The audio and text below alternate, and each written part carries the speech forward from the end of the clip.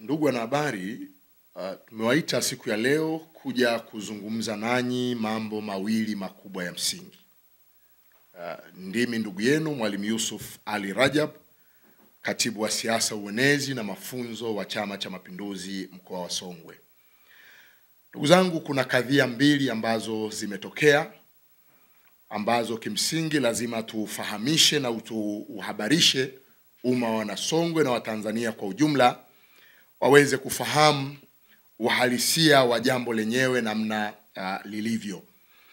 Jambo la kwanza ambalo napenda kuzungumza ni lile tukio la tarehe 19 mwezi wa 5 mwaka 2025 lililotokea katika nchi yetu kwa yule mwanaharakati wa Kenya Martha Karua kuzuiwa kuingia nchini na kurudishwa katika nchi yake, jambo ambalo limezua maneno na baadhi ya watu wamekuwa wakizungumza.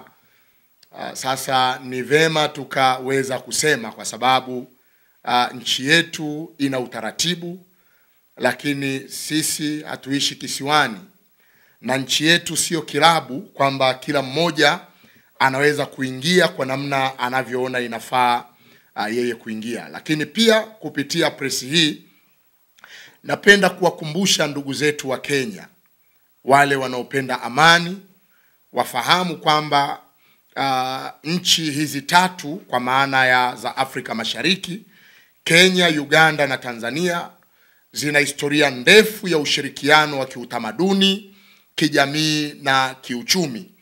Ingawa hapo nyuma ushirikiano huu ulianzishwa kwa faida ya utawala wa kikoloni wa Kiingereza, ushirikiano huu wa kikoloni ndio uliojenga msingi wa ushirikiano mpya wa baadaye wa nchi huru za Afrika Mashariki. Manake msingi wa nchi hizi, ushirikiano wa Kenya, Tanzania na Uganda ulijengwa na wakoloni, lakini baadaye ukajenga ushirikiano mpya wa nchi huru za Afrika Mashariki. Lakini kufuatia kupata uhuru kwa nchi zote tatu katika nusu ya kwanza ya miaka 1960, maslahi ya kiutamaduni, kijamii na kiuchumi ndiyo yakawa nguzo ya ushirikiano baina ya nchi hizi za Afrika Mashariki. Taasisi ya kwanza iliyoundwa na nchi huru za Afrika Mashariki kusimamia ushirikiano baina yao ni Jumuiya ya Afrika Mashariki, ambayo ilianzishwa mwaka 1967 na makao yake makuu yakawa jijini Arusha, Tanzania. Kwa bahati mbaya, jumuiya hiyo iliyoanzishwa mwaka 1967 kwa bahati mbaya ilivunjika mwaka 1977, miaka 10 baadaye, kutokana na sababu nyingi, na baadhi ya sababu hizo nitataja mbili kuwakumbusha ndugu zetu wa Kenya ili wawaonye, wawakumbushe wakina Martha Karua na wenzao tusije tukarudi kule tulipotoka. Sababu ya kwanza iliyopelekea Jumuiya ya Afrika Mashariki kuvunjika mwaka 1977 ilikuwa ni tofauti za kisiasa, kiitikadi na mifumo ya kiuchumi baina ya nchi wanachama. Kwa hiyo tofauti za kisiasa zilipelekea Jumuiya ya Afrika Mashariki ikaweza kuvunjika mwaka 1977. Tofauti za kiitikadi, tofauti za kiuchumi baina ya nchi wanachama. Sasa leo tusitake kurudishwa kule ambako tulitoka. Lakini sababu ya pili ni ukosefu wa utashi wa kisiasa baina ya viongozi na kadhalika.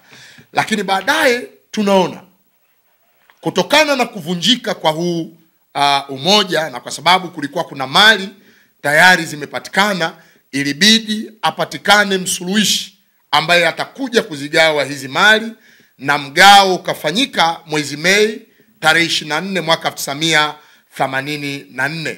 Kwa maana watu wakapewa mgao wao. Kenya wakachukua mgao wao, Tanzania wakachukua mgao wao, na Uganda wakachukua mgao wao. Lakini miongoni mwa vipengele vya makubaliano ya upatanishi, wakati tunagawana zile mali na tunakwenda kwenye upatanishi, miongoni mwa vipengele vilivyokuwepo vya makubaliano ya upatanishi, kimojawapo kilikuwa ni makubaliano ya kuangalia upya maeneo ambayo nchi za Afrika Mashariki zingeweza kushirikiana tena katika siku za baadaye.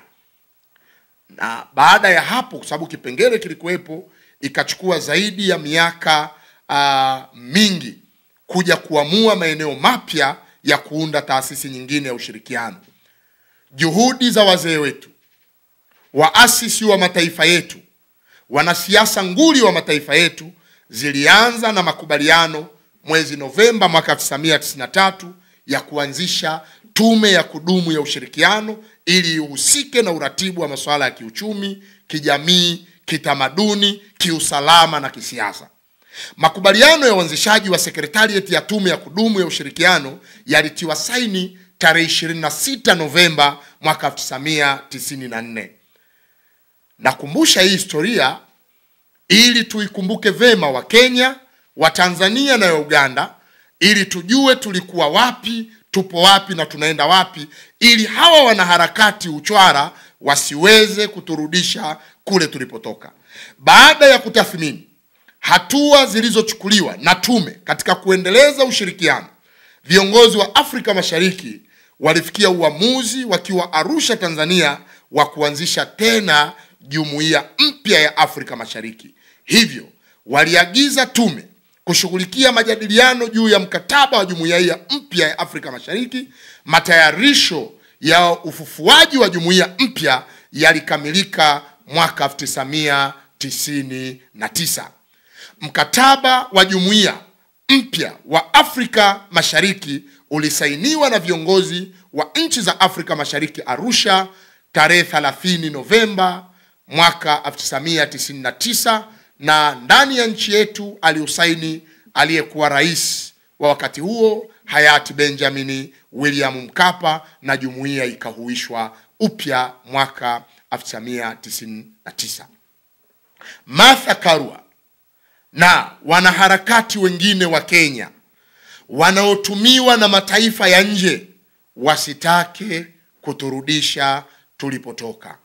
Wakenya, nyinyi ni ndugu zetu. Tumeungana, tuko katika jumuiya ya Afrika Mashariki.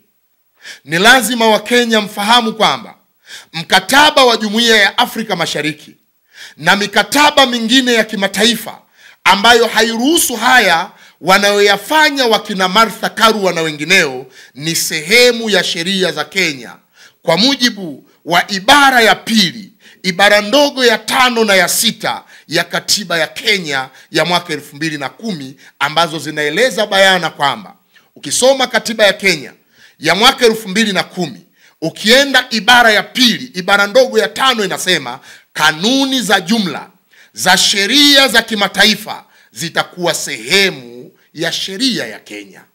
Hii ina maana gani? Maana yake ni kwamba kwa mujibu wa katiba ya Kenya inatambua na kukubali mikataba yote ya kimataifa.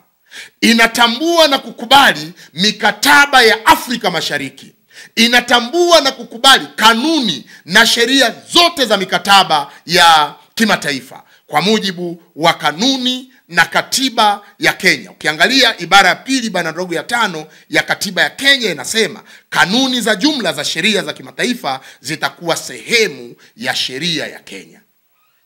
Kama hivyo ndivyo basi, ukisoma ibara ya 6 ya mkataba wa jumuiya ya Afrika Mashariki unaohusu au inayohusu misingi muhimu ya jumuiya ambayo ni pamoja na kuaminiana, ridhaa ya kisiasa na usawa wa dola, kuishi pamoja kwa amani na ujirani mwema, utatuaji wa migogoro kwa njia ya amani, utawala mzuri, ugawanaji wa haki, wa mafao na ushirikiano kwa manufaa ya wote. Ukiisoma ibara hii vizuri, utagundua kwamba kile kilichofanywa na wakina Martha Karua kuja kuingilia mambo ya kisiasa ya Tanzania ni kinyume na utaratibu wa mikataba yetu ya Umoja wa Mataifa, lakini pia mikataba ya Jumuiya ya Afrika ya Mashariki. Na ndio maana ukienda ukisoma mkataba mathalan wa Umoja wa Mataifa, ukienda kuangalia kifungu cha 2, kifungu kidogo cha 7 cha mkataba wa Umoja wa Mataifa kinaeleza kwamba United Nations shall not intervene in matters which are essentially within the domestic jurisdiction of any state. Ikiwa na maana kwamba Umoja wa Mataifa hautaingilia kati masuala ambayo kimsingi yako ndani ya mamlaka ya ndani ya nchi yoyote. Sasa hiki kifungu kiko katika mkataba wa UN, mkataba wa Umoja wa Mataifa. Lakini pamoja na hayo, ukienda kusoma kifungu cha 8 cha mkataba wa Montevideo wa mwaka 1933 unaohusu haki na wajibu wa dola, kinaeleza kwamba no state has the right to intervene in the internal or external affairs of another. Maana yake ni kwamba hakuna serikali iliyo na haki ya kuingilia mambo ya ndani au ya nje ya mwingine. Yani hakuna serikali inayoruhusiwa kuingilia mambo ya mtu mwingine. Hii ni serikali, achana na mtu binafsi kama huyu Martha Karua na wanaharakati wengine ambao wanakuja wanaingia Tanzania kwa lengo la kutaka eti kwenda kusikiliza kesi ya Tundu Antipas Lissu. Ni kuingilia mamlaka ya nchi nyingine. Haya mambo yana utaratibu, na mambo haya yanaelezwa bayana. Hata ukisoma sheria za uwakili zinaeleza kuna utaratibu wa mawakili, namna ya kuomba kuingia kwenye kesi fulani. Mawakili kutoka nchi nyingine vipi wataweza kuingia kwenye kesi ya mtu wa nchi nyingine? Kwa hiyo kila kitu kina utaratibu wake. Kwa hiyo tunawakumbusha ndugu zetu wa Kenya, mkataba huu wa Montevideo, lakini pia ukienda kuangalia mkataba huo wa Umoja wa Mataifa kama nilivyosoma, ukiangalia mkataba wa Umoja wa Mataifa kama nilivyosoma, na ukienda kuangalia mikataba mingine kama ya Vienna na mingineyo, utagundua kwamba hairuhusu hicho walichokifanya wakina Martha Karua na wengineo. Ni ihsani, upole, huruma ya serikali ya Daktari Samia Suluhu Hassan ikawazuia na kuwarudisha nchini kwao Kenya. Na katiba ya Kenya inathamini na kutambua mikataba hii. Ndio maana tumesoma ibara ya 5, ibara ya 2 ya katiba ya Kenya, ibara ndogo ya 5 inasema kanuni za jumla za sheria za kimataifa zitakuwa sehemu ya sheria ya Kenya. Kwa maana ya kwamba sheria ya Kenya inakubali maelezo haya: Umoja wa Mataifa hautaingilia kati masuala ambayo kimsingi yako ndani ya mamlaka ya ndani ya nchi yoyote.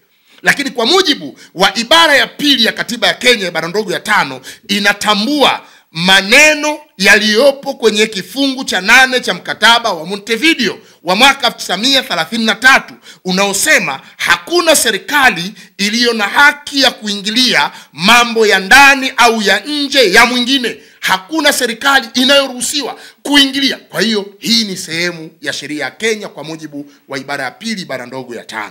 Lakini ukisoma katiba ya Kenya, ibara ya 2, ibara ndogo ya 6 inasema mkataba au mkataba wowote ulioidhinishwa na Kenya utakuwa sehemu ya sheria ya Kenya chini ya katiba hii.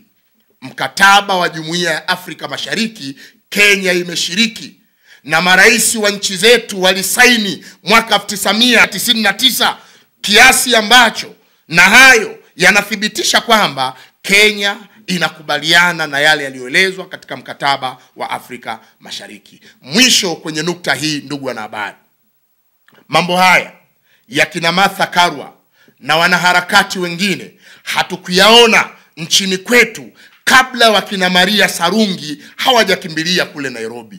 Lakini leo tunayaona kwa sababu kesi za kisiasa nchini leo si mara ya kwanza. Tumeona kesi ya Freeman Aikaeli Mbowe, amekaa gerezani, amekaa jela kwa muda kadhaa, lakini hatukuwaona wakina Martha Karua. Lakini tumeona Tundu Antipas Lissu sio mara ya kwanza kuingizwa mahabusu, sio mara ya kwanza kuwekwa kizuizini, lakini tumeona kesi za kina Godbless Lema wamewekwa kizuizini, si mara ya kwanza, lakini hatukuona wakina Martha Karua. Kwa hiyo haya ni baadhi ya mapambano yanayofanywa na wanaharakati ambao Baadhi yao ni Watanzania wamekimbilia nchini Kenya, wakiwemo wakina Maria Sarungi na wengineo. Lakini tunawaambia katiba ya nchi yetu iko imara, na kuna watu walioapa kuilinda katiba yetu, likiwepo jeshi la polisi, jeshi la wananchi na wengine. Kwa hiyo mamlaka zilizo hapa ni lazima zitatekeleza wajibu wake kuhakikisha katiba ya nchi yetu inalindwa. Lakini pia tunawakumbusha wakina Maria Sarungi na hawa wakina Martha Karua na wanaharakati wengine kwamba Tanzania sio kilabu, kwamba kila mmoja anayetaka anaingia. Lakini tunawakumbusha kwamba Tanzania ni taifa huru, taifa linalojitawala. Tunaendesha mambo yetu wenyewe bila kuingiliwa wala kupangiwa na mtu mwingine yeyote. Kwa hiyo tuachwe tufanye mambo yetu wenyewe.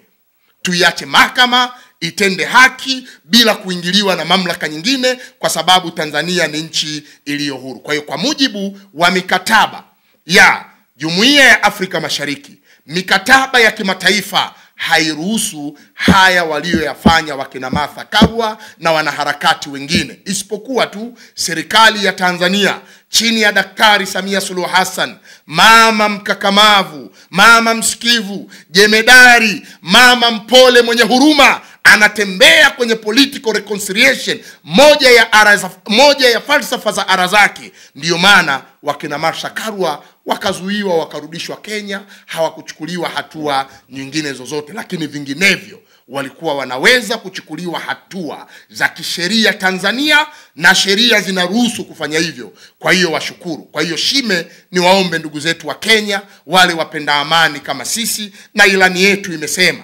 ilani yetu imetamka bayana kwamba chama chetu cha Mapinduzi sehemu ya utangulizi, Jamhuri ya Muungano wa Tanzania chini ya uongozi wa vyama vya TANU na ASP na baadaye CCM, imejengwa katika misingi ya ujamaa na kujitegemea inayozingatia utu, usawa na haki. Misingi hii imeimarishwa na siasa safi ya uongozi bora wa CCM, na imekuwa ndiyo nguzo ya kudumisha amani, umoja na mshikamano wa kitaifa. CCM itaendelea kuzisimamia serikali zake kuhakikisha kuwa zinazingatia, kulinda na kudumisha misingi hii adhimu. Kwa hiyo tuambie Watanzania, Wanasongwe na Watanzania kwa ujumla, utu, usawa na haki ni misingi madhubuti ya chama chetu. Kwa hiyo tuache mahakama itende haki, kila mmoja atapewa haki kwa mujibu wa namna alivyofanya.